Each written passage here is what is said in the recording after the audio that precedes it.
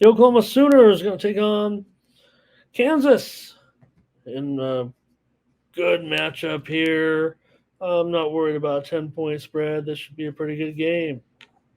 I'm not saying that putting my uh, judgment in here. Let me see. Do I have the time wrong on this game? This game get moved up? I thought this was a noon start. I think it is. I don't think this has been moved. I got this at noon Eastern, 9 Pacific. I show one book here at 10 a.m. I don't think they know what they're doing. All right. In this one with Oklahoma and Kansas, it opened Oklahoma 10 and still Oklahoma 10. Yeah, 10. I see a 10 and a half out there right now at one pretty sharp offshore book, but I showed it also go up to as high as 10 as 11 and a half here in this one. And look, Oklahoma, this is a good matchup, man. And don't forget, I mean, Kansas is, yeah, uh, it's almost funny to think that Kansas with a 5-2 record, did you think of them maybe as a little bit of an underachiever? I only say that because they have a 3-4 spread record, and maybe I've been on them at the wrong time on the road, but at home they're undefeated. Uh, you know, look, Oklahoma usually can take care of Kansas in this series, and Oklahoma's been on a spread roll right now with a 7-2 mark in their last, or no, 7-1 actually in their last 8 games against the spread for OU. They're 6-1 against the spread so far this season. That's one of the best spread records in the country. It might be the. I want to say who's a. I think there is an undefeated spread team. You got. Oh, I should know that. Anyways, Oklahoma 7-1 against the spread, but you're going up against KU 8-2-1 against the spread at home. Probably laying two. This is Kansas, man. They've got. Uh, they're extremely competent these days. If you haven't heard, um, like I said, KU, those are some uh, pretty pretty good numbers of late. I mean, they've definitely now look. There's nothing wrong with Dylan Gabriel either. He's a Heisman Trophy candidate with 2,100 yards now, 19 touchdowns, 3 interceptions. But remember, I'm not saying it's been an easy schedule at all. They didn't cover in that game against UCF, and it was a thriller. It was a struggle just to win. But they got the money against Texas. Remember, they beat Iowa State by 30 as a 20-point favorite.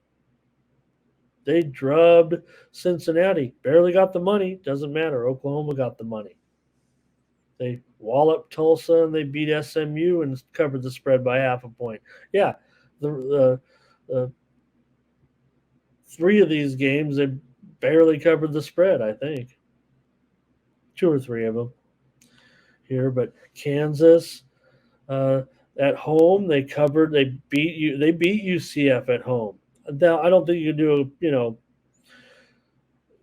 There are other comparable teams you could play the compare the game all the time here, but Kansas did beat UCF 51-22 at home, while Oklahoma beat UCF 31-29 at home.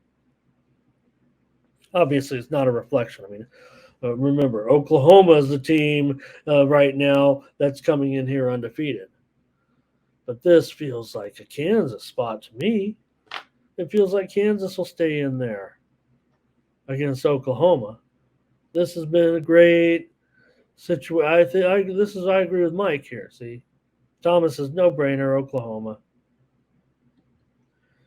but this has just been great for what Kansas is doing. Yeah, it's almost been a bummer when uh, you know Jalen Daniels hasn't been in the game, but Bean was fine as well. But in this one, uh, current status of the quarterback situation though is just fine. So Jalen Daniels, whether he's in there or not, Bean can play and prove in himself to be a capable backup.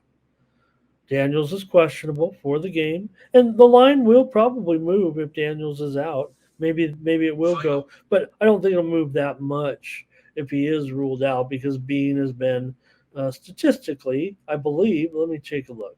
I think he's been just as capable here.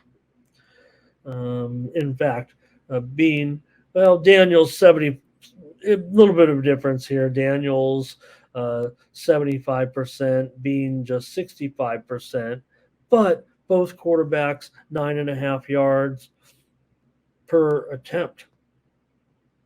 And the two guys are combined 14 touchdowns and 3 interceptions.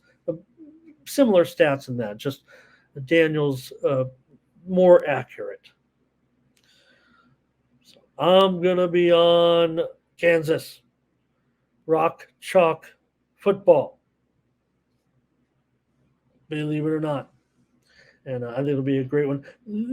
I don't know if I can trust long-term trends in this series because Kansas is unprecedentedly good right now for Kansas in this surge over the last couple of seasons. I mean, you guys probably remember just 3+ years ago, and especially before the pandemic, Kansas had years of losing and suffering with no hope in sight. And they've only begun to, turn it around here of late over the last couple of years. So much so, like I said, that they're, uh, 8-2-1 against the spread, last 11 at home. Should note also Kansas 24-8-1 to the over as an underdog. Now that goes back a ways where some of those where they were getting blown out underdog type of thing.